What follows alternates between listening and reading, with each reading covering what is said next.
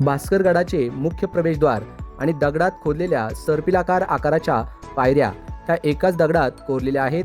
हे या गडाचे अतिशय महत्त्वाचे असे वैशिष्ट्य आहे. किल्ले भास्करगड 13व्या शतकात देवगिरीच्या यादवांच्या काळात बांधला गेला. इसवी सन 1279 ते 1308 या काळात किल्ले भास्करगड यादवांच्या ताब्यात होता.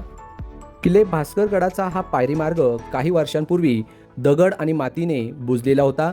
तिथं तुम्हाला मार्किंग दिसेल. राजा शिवछत्रपती परिवाराच्या नाशिक विभागाच्या दुर्गसेवकांनी या किल्ल्यावर अनेक वर्षांपासून कष्ट घेऊन हा पायरी मार्ग आणि प्रवेशद्वार आपल्या सर्वांसाठी खुलं केलेला आहे. देवगिरीच्या यादवांच्या काळानंतर हा किल्ला बहमनी सल्तनतच्या आधिपत्याखाली होता आणि त्यानंतर अहमदनगरच्या निजामशाहीच्या ताब्यात गेला होता.